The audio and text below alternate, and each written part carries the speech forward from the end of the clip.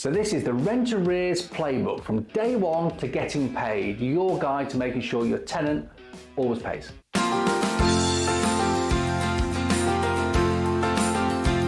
I'm Jess. I'm Adam. We're forthelandlords.com. We help landlords get more money, less hassle, their time back. And today we're going to put some money in your pocket because we're going to show you how to run the perfect tenancy, rent collection process, and if it comes to it, an arrears process as well.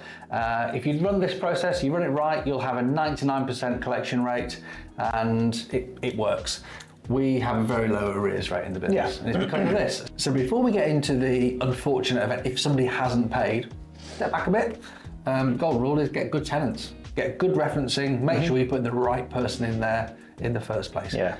Check their affordability. I was going to say. Check they are who they say they are. Check they haven't got any CCJs. Check that they're past referencing. Check they can afford it. Yeah. That's your starting point. Okay. As a bit of context, we say no to 19 out of 20 applicants, roughly speaking. Well, so, you know, it's a small pool of the type of tenants you want to put in your property. So I think that it sounds so obvious, but making sure you get paid, it's communication. And we run a process, 7 in 7, 21 in 21. Write that down. That's 7 points of contact in the first 7 days if a tenant hasn't paid their rent. And then further 21, taking you to 28 days, which is basically a month, and you can serve a solicitor's letter at that point. Yeah, 21 in 21 would be a Section 21 notice. We know that Section 21 is going to be abolished, so it's going to be Section 8, subsection, whatever it's going to be. But the point stands, cap your arrears at under a month. So unpack that a bit. Yeah, like Adam says, it's communication. If you don't check the bank daily, assuming you've got rents coming in every day, or at least the day the rent is coming in, check it's in, check it hasn't arrived by 9 o'clock the next morning, because sometimes it comes overnight, we know that.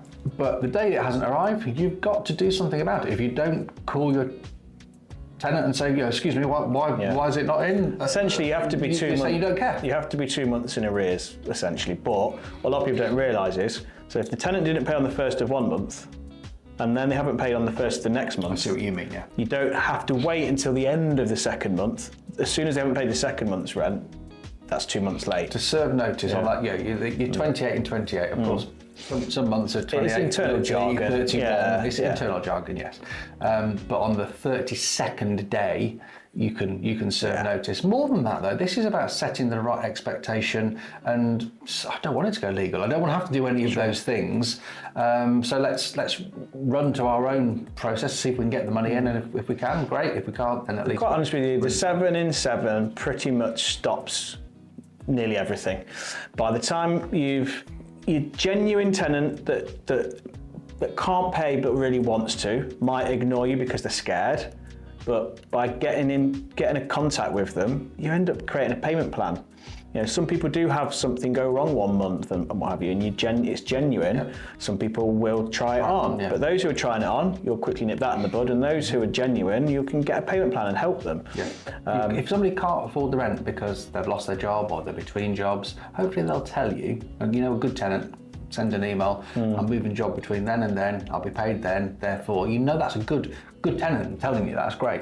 But if they can't afford it, there's nothing you can do about it, absolutely nothing at all, other than good communication. Sure. So 7 in 7, that's 7 contacts in 7 days. No more, no less. More, you could be hassling the tenant, and actually that's something that if it ever were to go to court, you don't want to be accused of harassing the tenant, that's the word.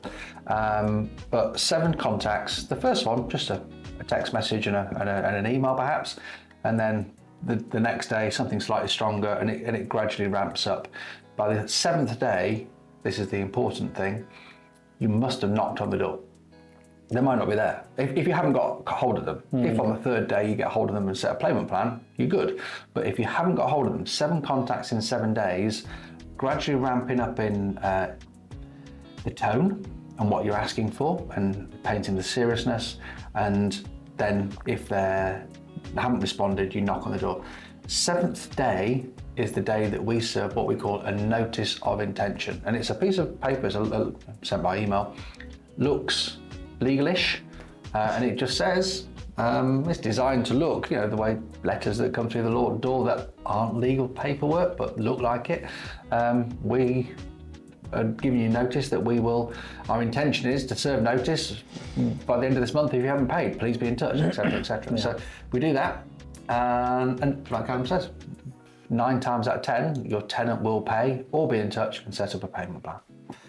Next steps between day 7 and day 28 are gradually increasing letters, emails, and on the day 28, this is the important thing, if you've said all these things, and you should, that is the process you should run to, and you've said you're going to serve notice on the day 28, without very, very good reason, you must serve notice on 28, otherwise you're just bluffing and the whole thing just becomes a bit of a theatre and you didn't actually mean it, and then the tenant will know, well, if they were trying it on, they've just tried it on and they've won. Taking the tenant to court will cost some money. Yeah.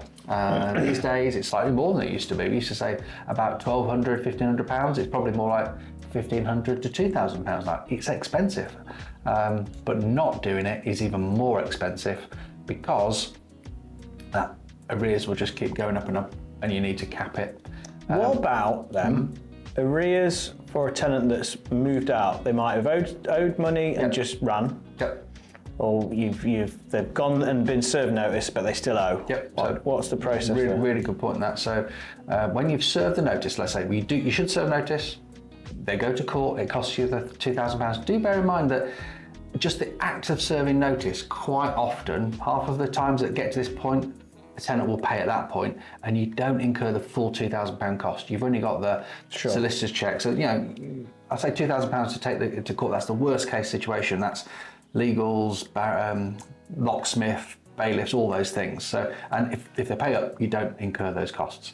So your question was, what if they've gone and they leave with what's effectively there? It's not arrears anymore. We move it to bad debt. Yeah. So arrears and bad debt are different. Arrears are you're hoping you're going to get it.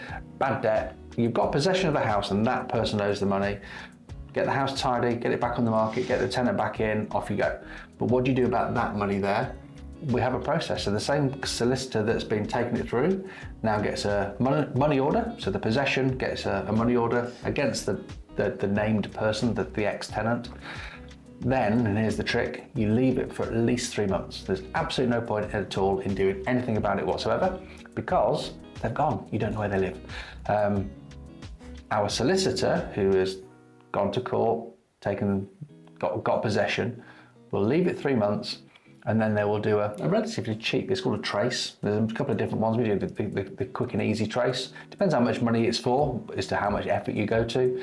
But with a sizable amount of money, you do a quick and easy trace. If you find them, great, we'll go after them. If you don't, you just diarise to do it again in 3 months. And when you find them, that's when you can put a small claims court order on, or write to HMRC to get a judgment to get the money. It's not HMRC. You've got to get the judgment converted and then write to HMRC. But you get an attachment of earnings, and all the fees, all the court costs, all the collection fees, all that all gets lumped on and added to the money you get back. So as a service, as a letting agent, we run that, and I've got quite a few just payment plans dripping in. They're going to pay me back over the next 2 years, but it means that bad debt is a low number. Yeah, I've had to stand it for 2 years, but it's coming down. All right, cool. There you go. That's it for that. That's how to run a good, tight arrears process. Hope it helps. Make plenty of notes and put that into practice and get your arrears rate down to that 1 or 2% that it really should be. If you enjoyed the video, like it, subscribe, click the bell so you get notified of the next video coming up. That's all from us. Bye for now. Cheers.